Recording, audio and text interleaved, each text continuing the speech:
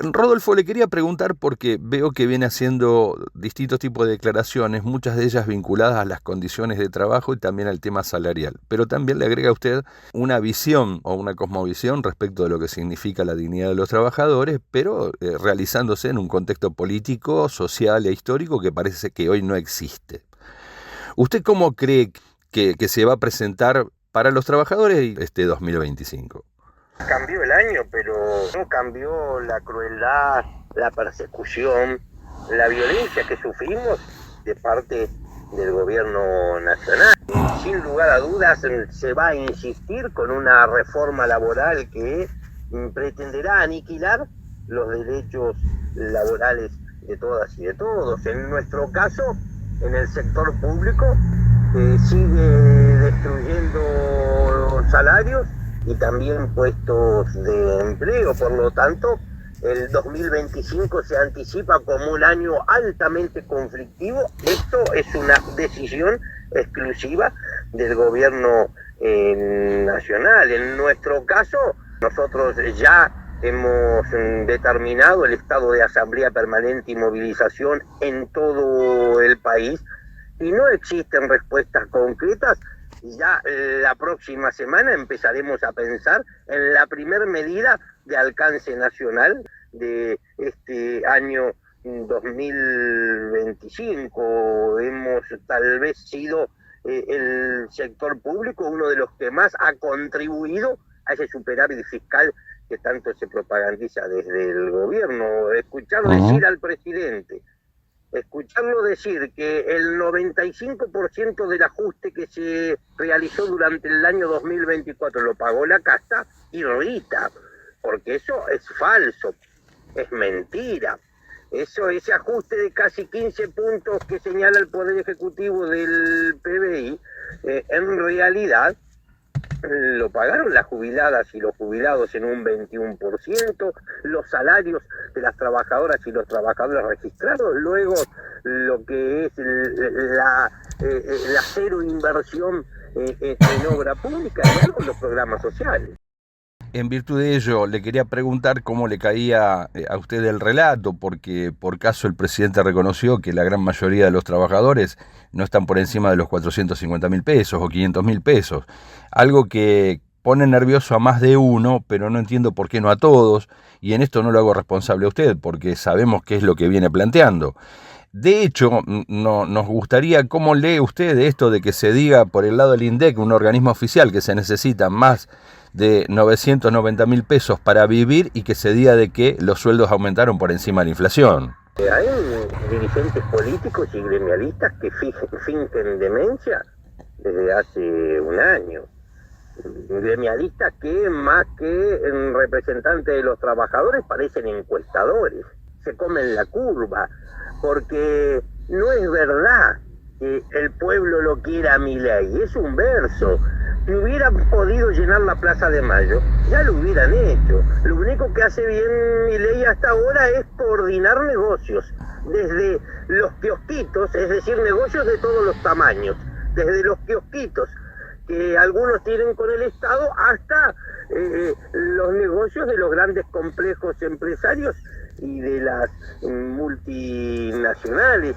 El diálogo algún sector de sindicalismo propone con este gobierno es un diálogo absolutamente infructuoso e inútil para los intereses de los trabajadores. No pasó un año de gobierno y no se puede anunciar una sola mejora, un solo beneficio para los trabajadores y para los jubilados. O sea que habría que sospechar de que no hay esterilidad en el proceso de negociación, sino que más bien hay un silencio cómplice o una justificación diciendo de que hay una mesa de diálogo y se trata de ganar tiempo para que el desenlace no se produzca. Es meramente especulativo, porque no se animan o porque no quieren pelear. Creo que esta idea de esa unidad amplia en virtud del tamaño del enemigo que tenemos enfrente es una idea a la que todos ascribimos, pero para mí de ninguna manera puede dejar de lado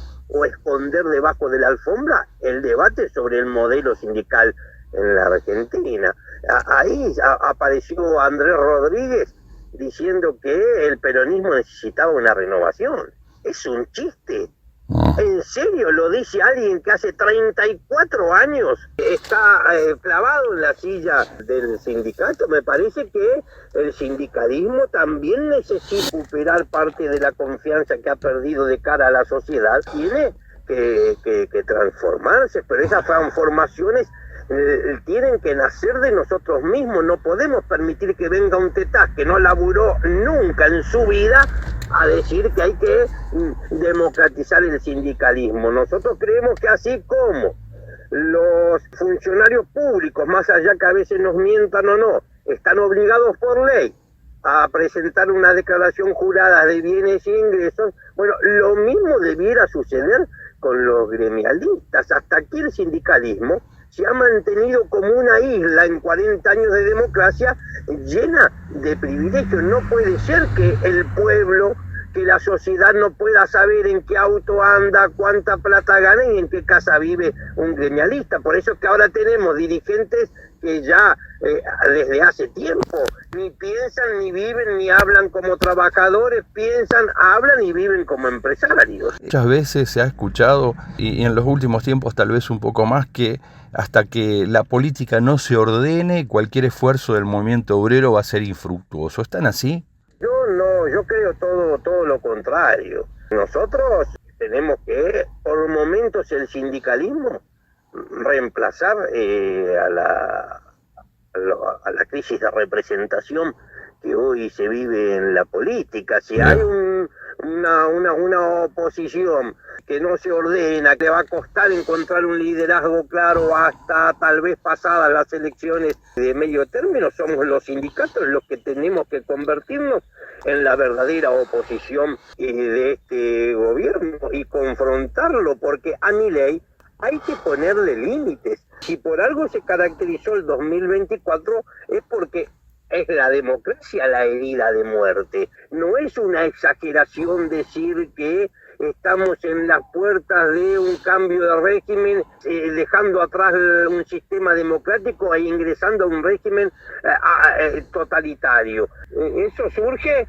de un escenario de confrontación y violencia que propone el gobierno. Evidentemente hay muchos economistas y algunos analistas políticos que dicen que se nos viene un año electoral y por lo tanto la dinámica de funcionamiento del gobierno y las medidas que podría llegar a tomar estarían en sintonía con esta especulación que se hace como para ganar una elección. Mientras tanto, el deterioro de los trabajadores se sigue produciendo.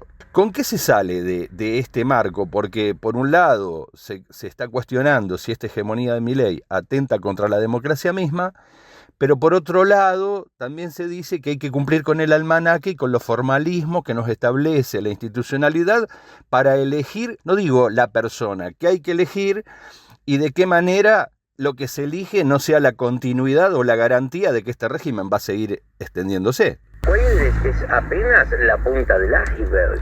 Si tenemos en consideración lo que ha ocurrido dentro de ese Congreso desde que asumió el presidente Milei, bueno, tendremos que esa manda constitucional que reza que el pueblo no delibera ni gobierna sino por medio de sus representantes está perimida. Tenemos que comenzar a usar en mecanismos, participación de democracia directa, que también son institutos que están previstos en la Constitución Nacional, el referéndum, el plebiscito. Entonces, si le fuéramos a preguntar al pueblo si está de acuerdo con que le hayan vetado un aumento de 10.000 pesos de 2 alfajores a todas las jubiladas y a los jubilados, ¿qué cree que diría el pueblo? Si le vamos a preguntar al pueblo si está de acuerdo con que haya déficit cero, si ese déficit cero se traduce en un perjuicio para los jubilados, el desfinanciamiento de todas las universidades, o que no haya obra pública, las rutas estén destrozadas y cada vez mueran más argentinas y argentinos en accidentes de tránsito, el pueblo diría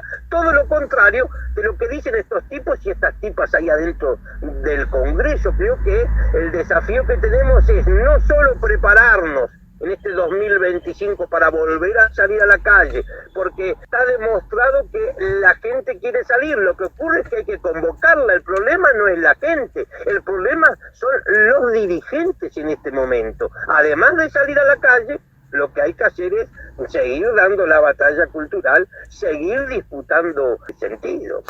¿Cómo cree usted que se puede llegar a salir? Porque frente a esta amnesia eventual, por lo que usted está diciendo, infiero, ¿no? ¿Se puede transitar un camino o un proceso de reconstrucción cuando esta amnesia parece ser de que de alguna forma ha dejado en el archivo o en las estanterías La Falda, Huerta Grande, los 26 puntos de Saúl Ubaldini? Uno se pregunta, ¿qué están jugando? Bueno, sin lugar a dudas, más de criticar a Milei, hay que empezar a ofrecer programas concretos, como usted refiere. Hay que empezar a plantear que el hambre en la Argentina no es que tiene hambre el que quiere. El hambre la generan, el hambre sigue siendo un crimen. Y quienes generan el hambre son unos criminales. Hay propuestas como el ingreso básico universal para toda persona de 18 a 65 años que no tenga otro ingreso institucional del Estado, que se abarcaría acá todo un universo de 14 millones de personas, para que se financiaría a partir de una sobrealícuota al impuesto de bienes personales y un adelanto del impuesto a las ganancias corporativas, que implicaría no más de 1.7% del PBI. Si nos dicen que recortaron casi 15 puntos y decimos con el 1.7 se podría terminar con el hambre en la Argentina, en realidad el problema de la Argentina nunca fueron los pobres, sino que siguen siendo los ricos y su manera de acumular. Se entiende. Ahora, ¿por qué cree que esto que usted ve, creo que alguna otra dirigencia también tal vez haya tomado lectura de este análisis que hace? ¿Por qué no ha sido ninguna organización del movimiento obrero la que haya tomado la iniciativa de poner en marcha un instituto de participación ciudadana, que es la que impulsó la Constitución del 94, que es una herramienta que está en la mano, que la puede empezar a impulsar, como tomando como referencia algunos temas vinculados a las jubilaciones, al tema de la salud, como el caso de los medicamentos, el caso de las universidades? Son temas que han golpeado fuertemente a la sociedad. O los alquileres. ¿Por qué nadie toma la iniciativa de hacer esto? De decir, bueno, vamos hacia adelante con esto.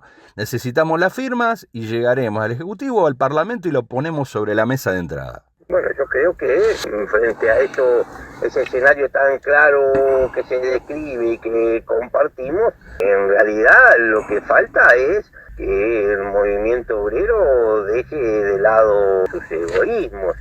Si nos seguimos mirando el ombligo, el que se siga mirando el ombligo estará contribuyendo a la desaparición misma como clase trabajadora en este escenario. Me parece que hay muchos que creen que la historia en los sindicatos, en las centrales obreras, empiezan cuando ellos llegan y que se van a terminar el día que se vayan. Me parece que llegó el momento en la Argentina de sostener una consigna que es impulsarnos en nuestra historia. Hoy el movimiento obrero se tiene que impulsar en su propia historia. Es esa historia la que tienen que ser las raíces de las que brote la savia, de las que todos necesitamos alimentarnos en este momento. ¿Con qué cree, Rodolfo, que hay que hablar, generar esa famosa mesa chica o amplia que muchas veces se genera de todos aquellos que coinciden en que tal vez esto no pueda seguir así, porque se van muriendo los viejos, los jóvenes no tienen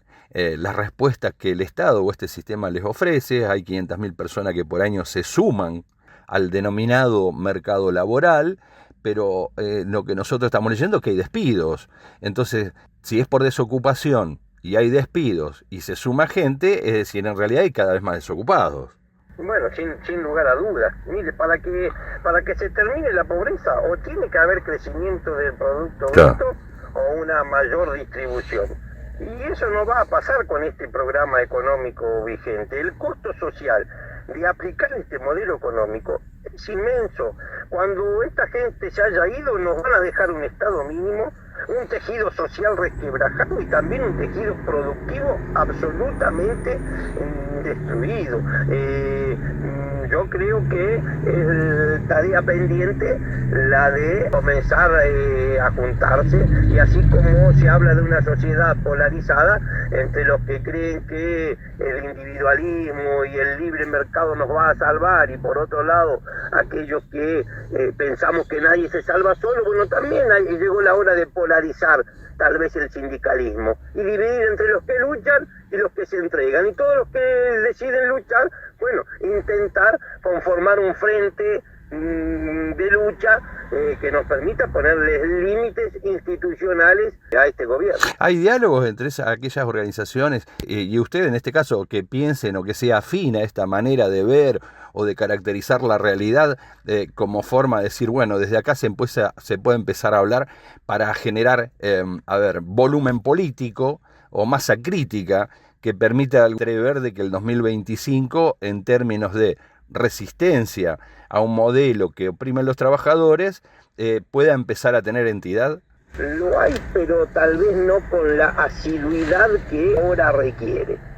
Por lo tanto, incrementar las instancias de diálogo, la articulación entre las distintas organizaciones sindicales, movimientos sociales, es uno de los grandes desafíos de este año que está comenzando. Si usted va por la calle y ve a un trabajador, ¿qué le dice? ¿Espera por qué? ¿O no esperes? ¿Qué tenemos que hacer?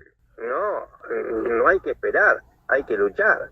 Los que dicen precisamente que tenemos que esperar son los que nos están condenando al empobrecimiento sistemático en este tiempo.